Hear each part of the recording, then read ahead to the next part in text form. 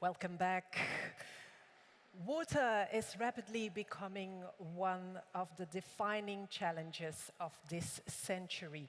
Across Europe and around the world, communities are facing both extremes, floodings, water scarcity. Yet water is not only a risk to manage, it is also a resource, and we've heard it, a connector and a source of beauty. The NEP encourages us to think differently, not simply about protecting ourselves from climate impacts, but also designing with nature, integrating resilience into our landscapes, buildings and neighborhoods from the very beginning. This panel will explore how water-sensitive design can help create places that are not only safer and more resilient, but also healthier, more biodiverse and more enjoyable for the people who are living in it. To moderate this discussion, please welcome Giulio Boccaletti. Thank you. Thank you very much. So, good afternoon, everyone. I'll just say a couple of introductory thoughts for the conversation we're going to have, which is about designing with water, and I think we have a great panel to talk about this. I just wanted to say this, and you've heard some of this from Julia actually just now. Water, as you probably realize, is never just a part of the landscape. It's an actor, it's an agent in our lives, and in Europe in particular, it's been a part of our history for the better part of 2,000 years. The distribution of rainfall on European landscapes, particularly in the Mediterranean, is what allowed Greece and Rome to produce surplus, to produce about 3 tons of cereal per hectare that then allowed the agrarian state to thrive.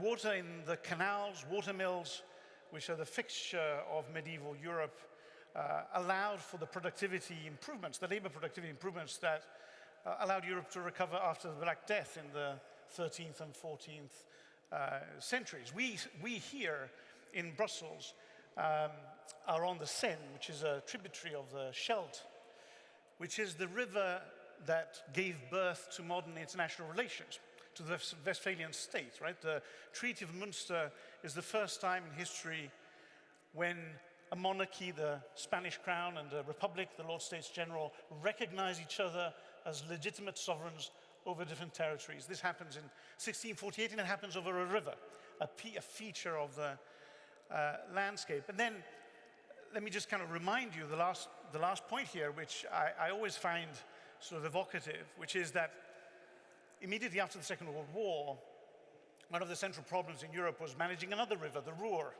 which was the productive heart of Europe. And some of the founders of Europe, including Monet, established the International Authority of the Ruhr, which is the first supranational institution in Europe, which you may not have ever heard of, except that you all live in it. And we are all here because of it, because the International Authority of the Ruhr then became the Community for Steel and Coal with the Treaties of Paris, and then the European Economic Community with the Treaty of Rome, and then eventually with the Maastricht Treaties, the European Union. So in a way, water isn't just a feature of our landscape, but is actually the thing that has shaped our story, our history, and our institutions for the better part of 2,000 years. And the architects that started the Bauhaus, Walter Gropius and others knew, even Frank Lloyd Wright knew that water, when we say we design with nature, water is the protagonist of this. And this is the conversation we're going to have with this lovely panel today. So let me just very quickly introduce them. And I'd like you to hold your applause until I've said all of their names, and then we'll have one big round of applause, and then we'll go into the conversation. So today we'll have, and I give them to you in order in which they will also speak. We'll have Karin Aschberger, who's the Deputy Head of the Oceans and Water Unit at the Joint Research Center in ISPRA. Then we have Julia Watson, who you've heard from already, designer, educator, and author, Advances in Climate Resilient Design, as we saw just now. Then we have Lenora Moore, Senior Vice President of Customer Connected Solutions for CHR, a global leader in building materials. And last but not least, at the other end of the panel, we have Justin Abbott, who is an environmental engineer and leads Arup's water business in Europe. So this is the panel. Please give them a round of applause for the conversation. Thank you. Okay, so we're going to start with Karin, and we start with research and the frontier of research and policy. I think you have a couple of slides that you're going to show us, so over to you, Karin. Yep.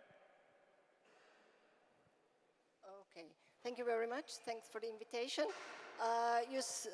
In your introduction, you stated how important the water for the foundation for the creation of the cities and in general of the nations was. This historical asset of the accessibility to the water has turned into a threat, considering also the climate change.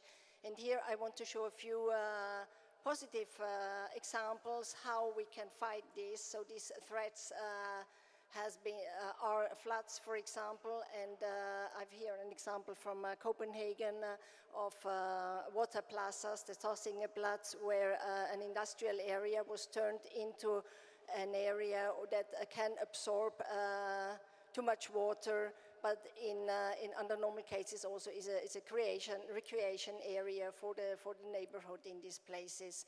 The growth of the cities, the sealing of the surfaces, of course, is another cause for exacerbating the flood problem. And we need to make the cities more absorbable, and the green roofs, the sponge cities are one of the solutions. Here I have an example from Milan, because I come from northern Italy, not originally, but our research center is located there.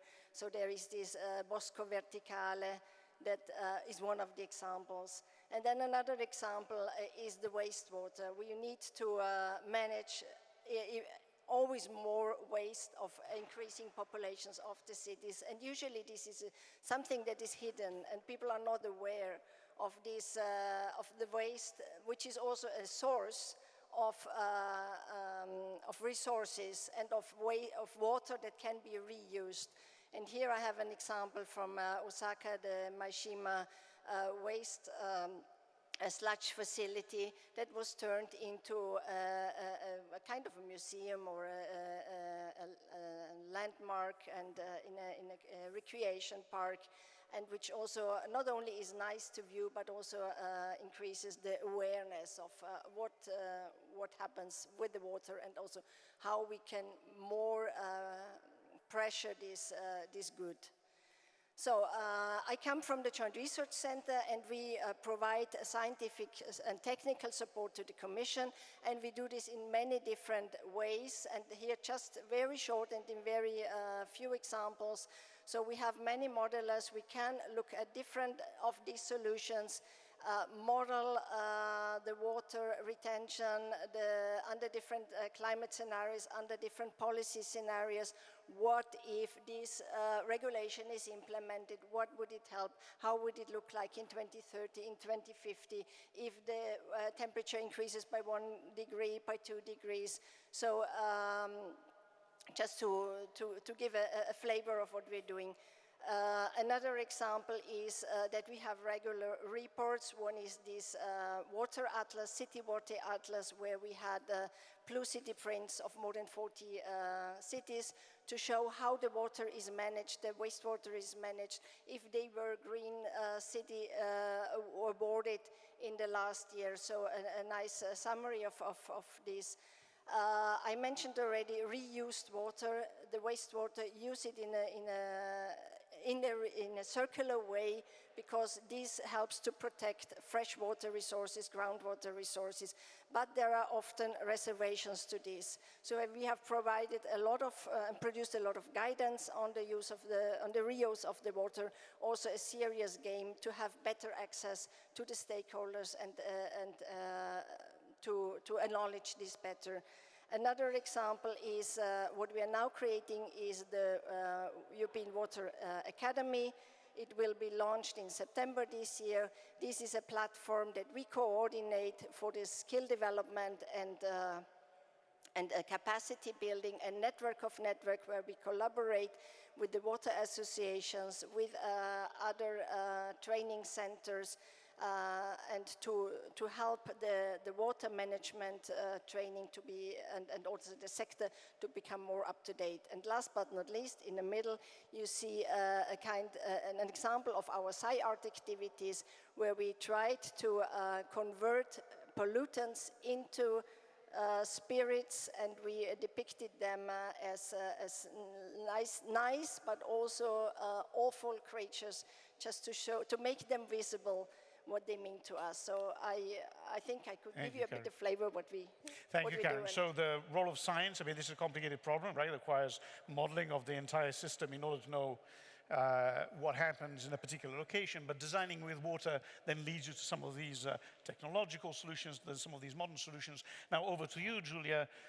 You've given already in the previous discussion some interesting examples, but what is from your perspective, what does it mean from your perspective to design with water? So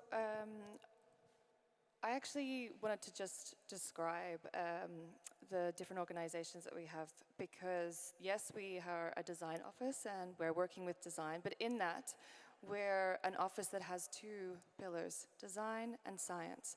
All of these systems that I talked to you about previously, they're composed of material technologies.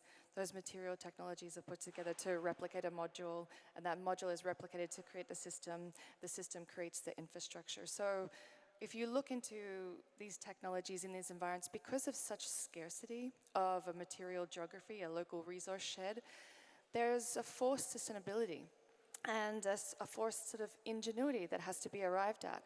And so in the office as well, we're looking at design and science, trying to marry those two systems. What's interesting is in both design and science, historically, ancestral knowledge has been completely removed from those two fields. So now we're seeing a reintroduction in science and in design, an acceptance of ancestral knowledge that can inform. So we're trying to marry those things, two things together.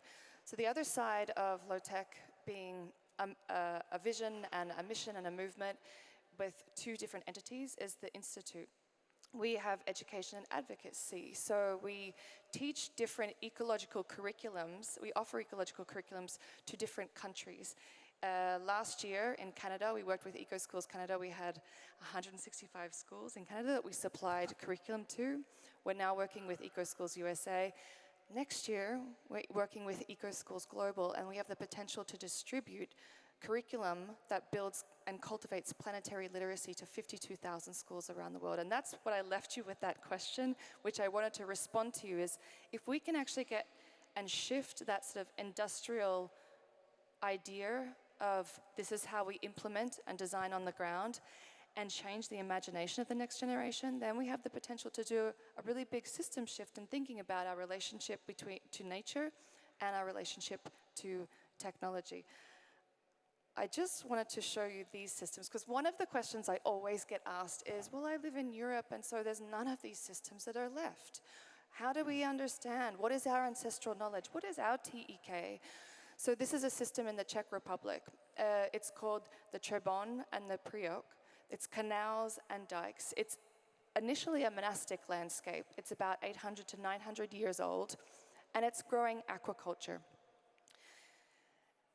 It's providing kelp, really high quality kelp, to about 70% of the kelp, the carp, sorry, not kelp, carp is coming from this system called the Třeboň. It's also protecting the landscape around it from flooding. It's doing all those amazing things like lowering ambient air temperatures, providing biodiversity, mitigating flood events. This is a European system. A lot of the systems in Europe are actually, they're still in spiritual landscapes, but interestingly, they lie in monastic landscapes. So another example would be the Bouchot in the Bay of Mont-Saint-Michel, which is another 800-year-old system that was protected because it was in the Bay of the Abbey, works with this incredible, I think it's a 14-meter tidal difference, and it is a mussel architecture. So yes, it's providing incredibly high-quality food, a product that is exported and known for its incredible value. It's also cleansing the water at the same time, because mussels are biofilters, they cleanse water. So you do have these types of systems. I think what we don't do is recognize that we do work with nature, even in landscapes that have been greatly adapted over time, and that these systems are alive. Culture is always forming. So there's abilities to keep on forming these types of systems. Some of them are 6,500 years old, some of them are 13,000 years old. Some of the most amazing ones are 140 years old. So there's still the ability to create these ecosystems, and they're available here in Europe. Thank you, Julia. So we went from kind of a science to this idea that there's enormous stock of knowledge and experience in our heritage that can help us actually manage the complexity of the physical world. Now we come to you, Lenore, who you represent sort of industry in a way and the materials of the modern construction world. So what is your perspective on designing with water? Yes, and thanks so much for the invitation. I think as an industry player, we are delighted to be here today. It's great to see the partnership across the water management supply chain, ranging from policymakers to designers, to the likes of ourselves and other players who manufacture the products. So I think this is a really progressive step forward, and we really welcome the opportunity to be here. Just as Julia said, we are essentially a cement, precast concrete and aggregates producer. But to Julia's point, we are beginning to also look at nature-based solutions alongside our engineered solutions in order to solve some of Europe's water stress problems. We know that 30% of Europeans are facing some sort of water stress today. This is not a problem for tomorrow. This is a problem that is happening on the ground today. We also know that insurance claims since 1980 have totaled over 180 billion euros. So the problem is we either have too much water or we have too little water in some places.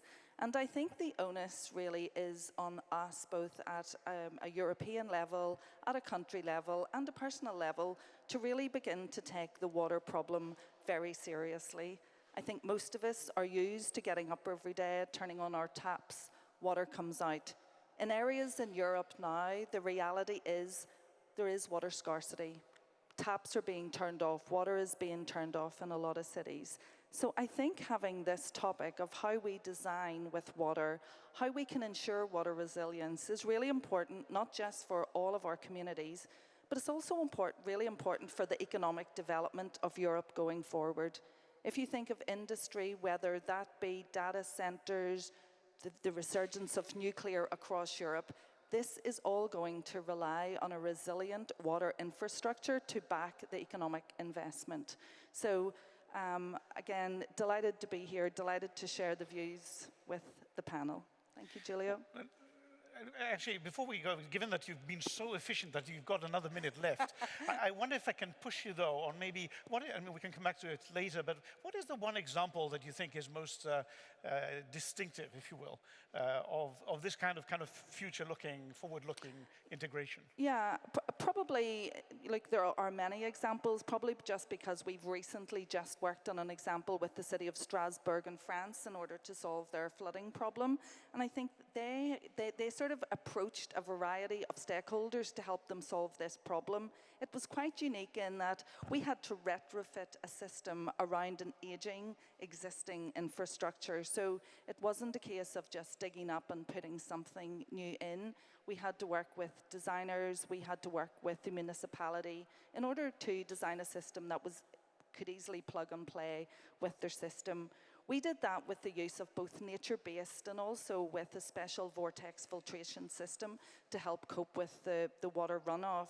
So probably to answer your point is, I think the ask or the message certainly is for people that are having our cities, municipalities, try to get as many stakeholders around the table as possible. I think it's always better to have as many people trying to look at the problem and how we solve it together. Wonderful, thank you. So we started out with the complexity of the problem and the science. We heard the kind of side of the story that thinks about the stock of experience that sits in our relationship to nature over time.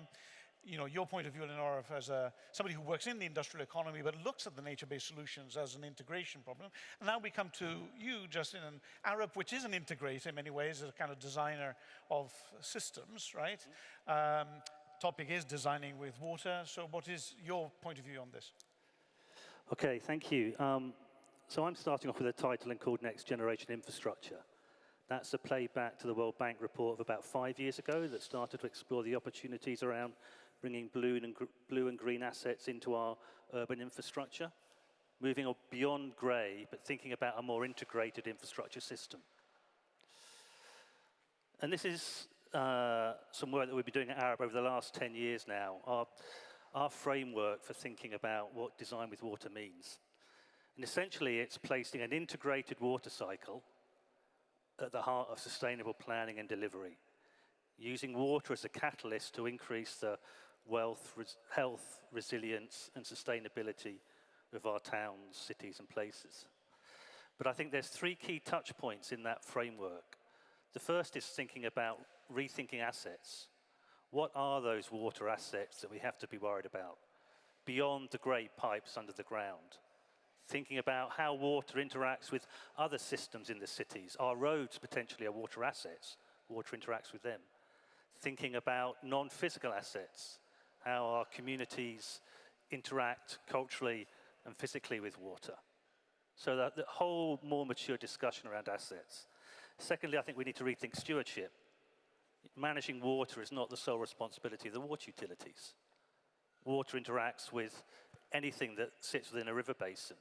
So starting to think of more mature and broader governance models for helping us think about designing with water in a different way. And thirdly, I think we need to rethink value, recognizing the opportunities that designing with water brings for wider outcomes beyond the delivery of water to your tap or wastewater into a sewage treatment works. Around biodiversity, around carbon, around health, and around well-being. And then if we look at the diagram on the right, effectively, conceptually, we want to shift from an old approach that really thinks about water in a siloed way and constrains the opportunities that water can bring to our wider places and spaces, and open up the opportunities for water to enhance and regenerate the holistic systems within which our cities operate. And we've heard sponge mentioned quite a number of times today. And it is an excellent metaphor, I think, for designing with water. There are more technical frameworks like water-sensitive urban design, integrated water management, low-impact development. But with a design with water approach, we've got to open up the conversation to a much wider cohort of stakeholders and communities. And sponge has proven to be a very engaging and rapid way of bringing communities together to start thinking about design with water. Thank you, Justin. And so maybe we can stick with you and work our way backwards now in the panel, because we've laid out, you know, a very positive view of how you could design with water, integrating all sorts of things. Life's complicated. Doing these things takes effort. There are many obstacles to actually achieving this. The case of the sponge city is an interesting one. When Kanjin Yu started talking about sponge cities some 20, 25 years ago, this was a Chinese program first, right? And it scaled up radically, right? Over the last 10, 15 years, China has adopted this model quite extensively. But of course, you know, we always think of China as this monolith that's able to, you know, kind of create these vast programs of transformation over relatively small timescales. You bring this idea back to a place like Europe. What are the obstacles to scaling something like sponge cities, or for that matter, any of the solutions that you guys have proposed? Let's start with you, Justin, and then we'll work our way back.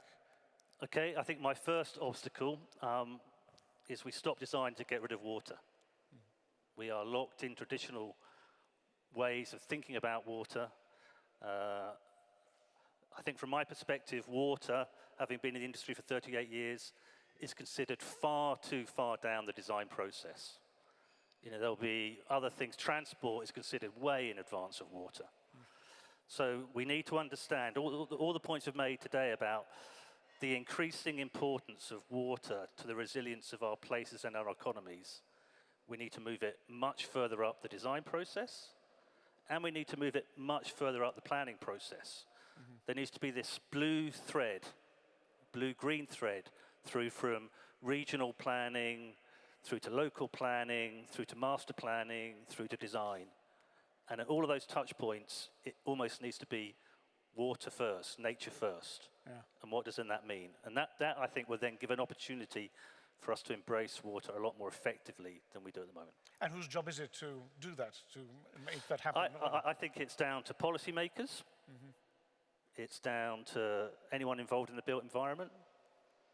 But I do think policy, there's opportunities around the EU water resilience strategy. There's opportunities around nature restoration. But I think we need to really enforce the potential for more robust incorporation and upfront policy that could feed all the way down through the design process. Thanks, Justin.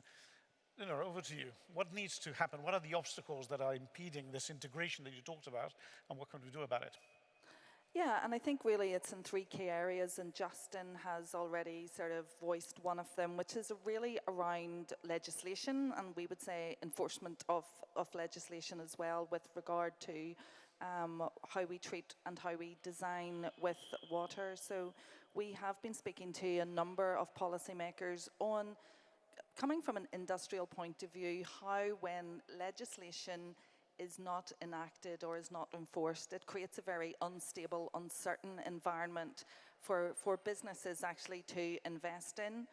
The second point really is around harmonization of standards. So I can give an example. We have a plastic pipe manufacturing company in Romania.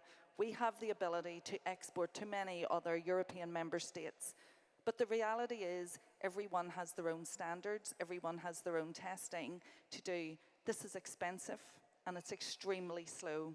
If I compare that to some of my colleagues who operate within our North American market, it is one standard that is produced within a state, and then they can scale it throughout all of the other states within the US. So deployment becomes much quicker. It is much cheaper and much more efficient for manufacturers to bring innovation to market at scale quickly. And I think really the third thing we would call for is around funding. There is no central European fund for water, and certainly we would welcome the opportunity to continue discussions on how we create the business case for water and how we can have a central European fund that will help solve some of the challenges that we're facing today. And just let me follow up on this. Maybe it's this last point, but you made a point of echoing Julia's integration story, right? So how do we bring the built, engineered environment together with the natural, nature-based solutions as a feature of modernity going forward? What are the obstacles to that specifically, in your view?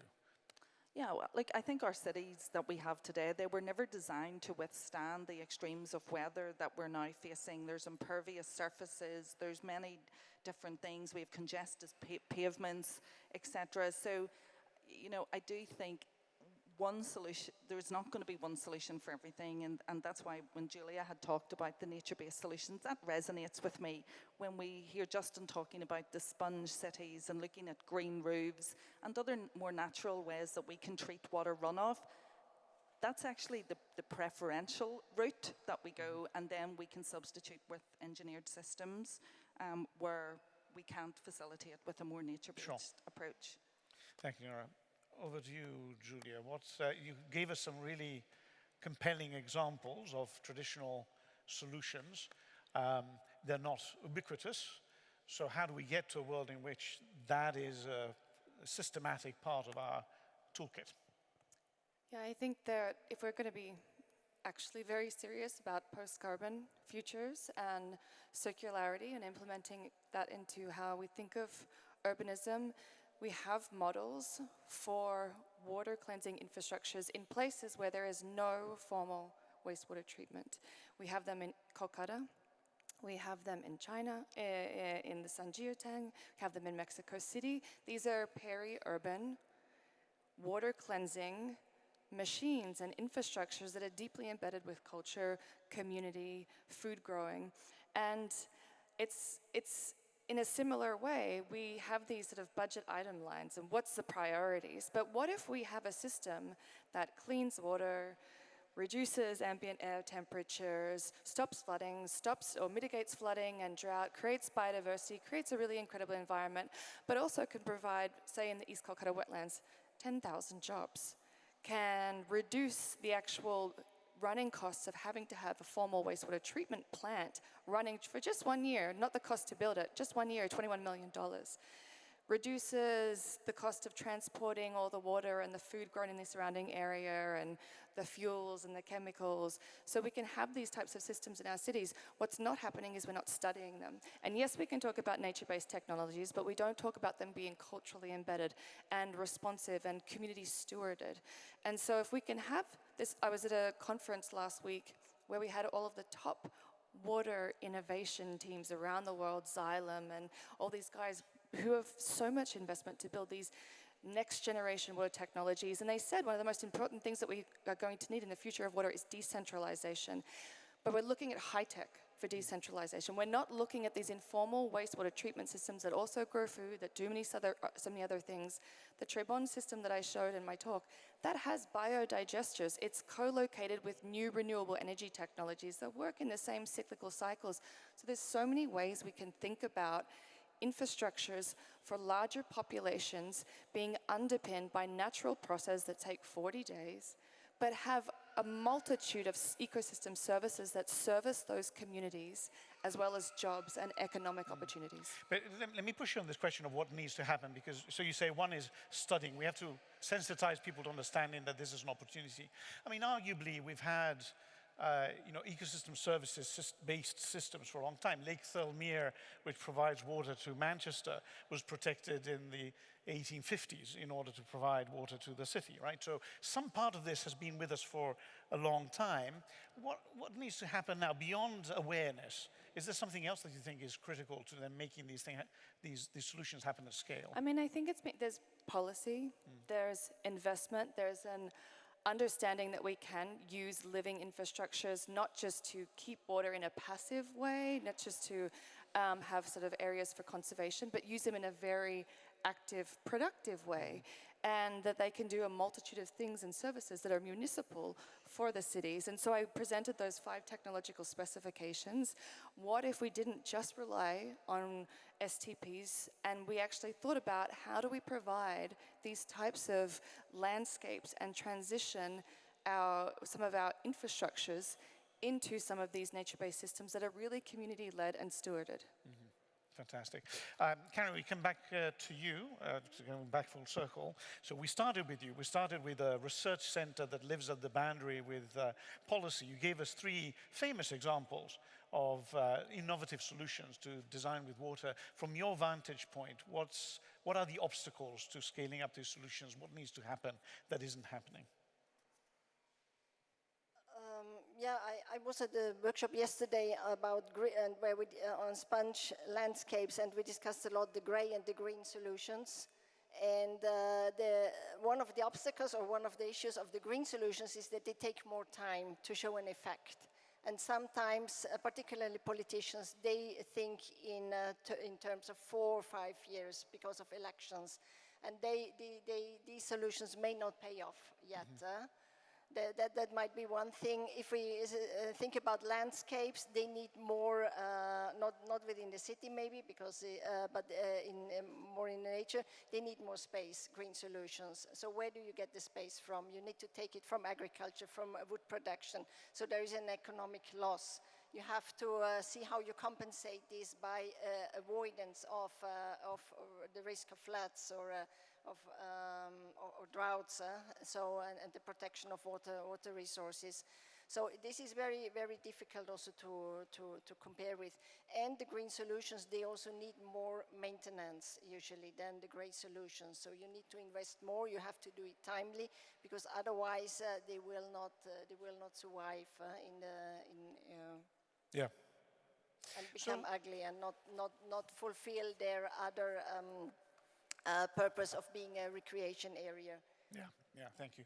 So I'm going to throw a question open up to anybody who wants to respond here, because I am conscious we are here at the new European Bauhaus festival, and that's a particular context, right? So yes, we need policy, yes, we need knowledge, specialist knowledge, but this is about a particular way of thinking about how change happens, which is grassroots-based, which is engaging communities in co-creation, which is about co-design, right? There's a sort of long tradition of this within the Bauhaus. So we are at the new European Bauhaus. What is the role of communities, co-creation, co-design in achieving the solutions that you've described to us? Anybody want to venture an answer? I mean, I think that cultural layer is incredibly important, especially in the landscapes that I work in, because the cultural layers often have deeply embedded knowledge about the ecological systems that are potentially non-scientific or not included within science. They're just sort of, they're scientific but not considered science. And I think that culture and community go hand in hand. And when you have culture and you have rituals and you have festivals and you have engagements that bring communities together, often in the communities that I work with, those are around those cycles of management and those cycles of care. And so I think that trying to understand that cultural layer, that often leads to a much deeper understanding of the ecological layer and how that works and the memories embedded in culture. That's a really important part that I think is often overlooked in the nature-based solutions, but can be drawn in. Leonor, do you want to come in? Yeah, and I think here it really opened my eyes to, you know, it's probably that the use of technology and how we advance it as well. You know, I had the opportunity to walk around this morning. When you think of the role of AI and what we can do with digitalization of water, in order to really help us make those right decisions, using real-time data in a real way, I think is important. When you think of leak detection, which is probably, you know, we're wasting so much water right across all of our member states. Is there a role of AI? So I think certainly what I will take back from this is a challenge to myself to really push out on what more we can do with technology to supplement some of the other solutions we have. Justin, you want to come in? Yeah, I think for me, clearly it's about co-creation with communities, but I think we also need to help communities understand the art of the possible. I've been involved in stakeholder workshops in China when we were trying to do blue-green work in China. The Parks Department were the ones being critical of the blue-green approach because they merely saw it as an added maintenance cost. That's the same in New York, though, as well. Yeah. You have these limitations by code and restrictions and Exactly. regulations. And at the moment, water is buried and hidden. We've got experience in the UK of promoting rain gardens and getting local communities upset because it's going to take places where their cars were parked, right? So I think that they have a huge role to play, but we have to help them understand the significance of water.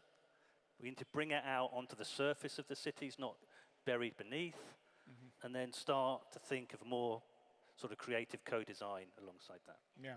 There was a time where you were mentioning off stage to me a while ago, you know, there was a time when buildings that had to do with water were the most visible part of urban landscapes, right? Thames Water in London had these palaces of water, and today we hide it in pipes and behind walls. Karen, you wanted to come in? No, I wanted to come back to the example of the water reuse. And this is also very much related to the culture and to habits, particularly if in some regions people are used to reuse water because there was no other possibility to get to water. Whereas now with the climate change, there are regions that, or countries that are not used to having too little water. They were rather used to floods, to having too much water, and they have to adapt. And there are reservations in reusing water, reusing wastewater, even if it fulfills the water quality to be used for irrigation and for food production, for example. But there are still hesitations to use it, and I think this is also what has to overcome and what we try also to address with our tools. Yeah, and I was going to say, what role in particular, I mean, you represent sort of research looking into policy, into the public. What role do you think the research community has in helping overcome these prejudices and this gap in knowledge? Yeah, as I explained, I mean, we can show the models, but the models are sometimes, for the normal population, they are too complicated. And they think you can throw any data into these models and you get what you want. The serious games, I saw also here, there are a few examples of the serious games, so where you can involve the normal population and get access and bring them in a situation where they have to argue, to discuss other stakeholders as well, and to somehow make them change their mind or get a different approach to a certain topic. So this is one of the examples. We had in water resilience, we had my colleagues presented it also here, this serious game with our policy partners, so those that have different approaches, particularly for the water resources when they're in competition for the energy production, for the food production. Where should they get the resources from? Who has priority to the water resources? And as I said, for the water reuse, we have also developed a serious game. Yeah. So I think these are examples that help. Guidance, yes, you have to adapt them also to the audience. Yeah. Wonderful. So we're coming to the end of our short time together. And what I wanted to do is just give you each a chance to just give one last message. If you had to say one thing that you want the audience here and online to take away, what is it? Let me just remind you all that, what we've explored in this brief conversation is, on the one hand, the complexity of the water problem, but also the potential of solutions that go from the traditional, the one that we've seen all through the 20th century in Europe, but also the hidden solutions that have been with us for a long time that could integrate the more traditional, the more engineered solutions to achieve greater resilience, right? So it's a complicated story. Raising awareness, making the invisible visible is a big part of what needs to happen now. The new European Bauhaus is certainly a platform that can help do that. What is the one thing that you'd like to for the audience to take away? And we'll go in the same order we started with. So Karen, and then Julian, then Lenore, and then Justin. Karen. Okay, very difficult. I would say go regional, address the people, talk to the people, make them aware with what you know, and that they come to the same understanding. Julia, over to you. I was going to say, just to reflect off what you said, Kongzhan spent years and years and years writing letters to ministers and government officials, being rejected, being told he was so wrong, until finally he was able to build enough examples and implement his ideas enough where he began to be able to prove that these ideas actually worked. But it came because of his generational understanding, and as a child, being exposed to these types of understandings that informed his understanding as an architect. So I think we can talk about, next generation infrastructure, but how do we actually get designers from a very young age with the knowledge that is being dismissed into the actual profession so that they can actually assist and co-design and guide through their knowledge systems all of these problems that are occurring. So I think that it's really critical that we need on that side to understand that it takes policy, and the New European Bauhaus is an incredible example of a place to drive that policy and change without having to do 15 years of letter writing, but also going younger and saying it's really important to build on STEM education and build and cultivate planetary literacy in the next generation to build the next generation infrastructures. Thanks, Julia. Lenora, and then Justin. Lenora? Yeah, just really quickly, I think that we should all remember that water is not a replaceable resource. It's not like energy where we can replace coal fire with nuclear. It's just take away that water is irreplaceable. And Justin, finally? My takeaway would be manage water where it falls. Water is local, and we need to start thinking about blue-green type approaches that capture it at source. Wonderful. Karen, Julia, Lenora, and Justin, thank you very much. Please thank our panel.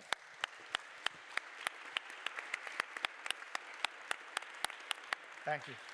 And of course, thanks to you for this very interesting panel discussion. I would like to invite you to please take back your seats in the audience. We will take a very short break to rearrange the stage for our next speakers. Thank you all, yes. And we will see you in approximately 2 or 3 minutes.